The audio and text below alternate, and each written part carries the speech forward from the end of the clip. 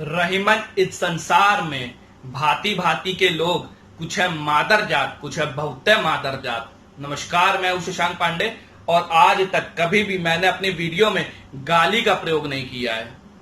लेकिन आज जो मैंने कहा है, आप लोग समझदार है, आप लोग समझते हैं कि मैंने क्या कहा है। लेकिन मैं बताऊंगा कि ऐसा मैंने क्यों कहा, किस लिए कहा, आखिर इसकी आवश्यकता क्या पड़ गई, किसके लिए कहा है। भारतीय जनता पार्टी के बहुत ही सम्मानित नेता स्वर्गीय श्री अटल बिहारी वाजपेयी जी, उन्होंने एक मूल मंत्र दिया था और वो मूल मंत्र ना सिर्फ उनकी खुद की पार्टी के लिए था बल्कि हिंदुस्तान की तमाम पार्टी के लिए था। उन्होंने कहा था कि दल बनेंगे, दल बिखरेंगे, पार्टियां बनेंगी, पार्टियां टूटेंगी, ये सरकारें आएंगी, सरकारें जाएंगी, सत्ता आएगी, सत्ता जाएगी, लेकिन ये देश रहना चाहिए, ये राष्ट्र रहना चाहिए, ये राष्ट्र आगे बढ़ना चाहिए। लेकिन आज की तारीख में उनके दिए हुए इस मूल मंत्र को स्वयं उनकी पार्टी भूलती जा रही है। और ना सिर्फ भूलती जा रही है बल्कि हर समय, हर वक्त, हर घड़ी अपने पैरों के नीचे रौंदती आई है। भारतीय जनता पार्टी ने एक नारा दिया था, सबका साथ, सबका विकास, सबका विश्वास, लेकिन वो आज तक इस पे 1% भी खरी नहीं उतरी है। और शायद यही वजह है कि उनको जुमलेबाजों की पार्टी कहा जाता है। लेकिन इस पे कभी हम किसी और दिन वीडियो बनाएंगे। लेकिन आज की तारीख में मैं ये बताना चाहता हूं कि हमारे घर में, हमारी गली में, हमारे मोहल्ले में जो मंदिर होता है, हमारे लिए बहुत पवित्र स्थान होता है और वहां पे हम बहुत पवित्रता के साथ, बहुत ही पवित्र मन से जाते हैं।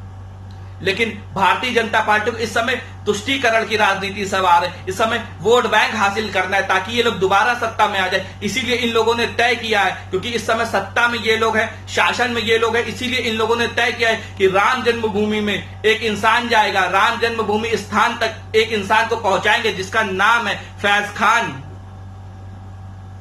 मैं बताना चाहता हूं कि जब राम जन्मभूमि का मसला हाई कोर्ट में चल रहा था, जब ये मसला सुप्रीम कोर्ट में चल रहा था, तो मुझे एक भी शख्स ऐसा नहीं दिखा, एक भी शख्स ऐसा नहीं दिखा उनके मजहब का जो रामचंद्र जी का या उनके जन्म स्थान का समर्थन करता हूं। लेकिन मुझे अपने लोगों में, हिंदुओं में ऐसे तमाम लोग मिल गए जो बाबरी मस्जिद का ना सिर्फ समर्थन करते थे बल्कि कोर्ट के अंदर जाके उसकी पैरवी भी करते थे।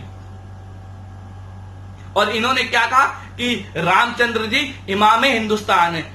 इमाम का मतलब क्या होता है? इमाम हिंदुस्तान का मतलब क्या होता है? जो इस्लाम को जानता हो, इस्लाम को मानता हो, इस्लाम को समझता हो, जो इस्लाम का प्रचार करता हो, वो होता है इमाम हिंदुस्तान। और रामचंद्र जी ने कभी इस्लाम को पढ़ा क्या? रामचंद्र जी ने कभी इस्लाम को जाना क्या? रामचंद्र जी ने कभी इस्लाम को समझा क्या? रामचंद्र जी ने कभी इस्लाम का प्रचार किया क्या? तो इन लोगों ने कैसे कह दिया कि रामचंद्र जी इमाम हिंदुस्तान है, जब हम लोग अपनी चीजों को पढ़ते नहीं, समझते नहीं। इसीलिए ये सामने वाला कुछ भी अपनी भाषा में कह दे, सब सही है, सब बढ़िया है, क्योंकि हमें पता ही नहीं कि वो सही कह रहा है कि गलत कह रहा है। खाता ना वही जो सामने वाला कह दे, जो भारतीय जनता पार्टी कह दे, जो तमाम पार्टियां कह दे, बस वही सही है। गलती सिर्फ और सिर्फ हम लोगों की, क्योंकि हम लोगों ने अपनी चीजों को ना पढ़ने की कोशिश की, ना जानने की कोशिश की है। बस सामने वाला जो कह रहा है वही सही है। और भारतीय जनता पार्टी को क्या आवश्यकता पड़ गई कि राम जन्मभूमि स्थान तक फैज खान को लेके जाए? क्यों?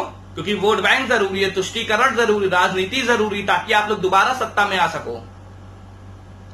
सुअर का काम होता है नाली में जाना, इसलिए तमाम पार्टियां अपना काम तो करेंगी ही करेंगी, क्योंकि उनको सत्ता चाहिए, इसलिए वोट बैंक चाहिए, इसलिए वो राजनीति करेंगे, तुष्टीकरण करेंगे। लेकिन हम लोग क्यों पीछे हैं?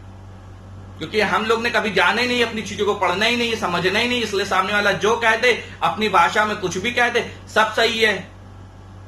और मैं कहना चाहता हूं भारतीय जनता पार्टी से कि अगर आपको हिंदुस्तान के मुसलमानों की बहुत ज्यादा फिक्र है, आप उनकी चिंता करते हो, तो आप लोग इस बात का पूरा पूरा ध्यान रखिए कि हिंदुस्तान का एक एक मुसलमान अच्छी से अच्छी शिक्षा हासिल करे, एक अच्छा इंसान बने और आगे जाके भविष्य में एक उदाहरण बने। किसकी तरह? अशफाकुल्ला खान की तरह, वीर अब्दुल हमीद की तरह, स्वर्गीय डॉक्टर एपीजे अब्दुल कलाम की तरह। लेकिन आप लोग ऐसा नहीं करोगे, क्योंकि ऐसा करने से आपका सम्मान घट जाएगा। आप क्या करोगे कि राम जन्मभूमि में फैज खान जैसे लोगों को उस स्थान तक लेके जाओगे, राम जन्मभूमि स्थान तक लेके जाओगे। हद है तुष्टीकरण की। और इसमें हम लोग भी दोषी हैं, क्योंकि हम लोग अपनी चीजों को जब पढ़ते नहीं, समझते नहीं, इसलिए सामने वाला जो कहते वही सही। मैं वीडियो के माध्यम से बस ये चाहता हूं कि आप लोग अपनी चीजों को पढ़ना चालू कीजिए, समझना चालू कीजिए, ताकि आपको पता हो कि सामने वाला सही कह रहा है कि गलत कह रहा है। मैं इस वीडियो के माध्यम से अपनी आपकी आंखें खोल रहा हूं। पूरी आंखें तो नहीं खुलेंगी मुझे मालूम है, लेकिन कुछ तो आंखें खोलिए। जय जय भारत, भारत माता की जय, रामचंद्र जी की जय।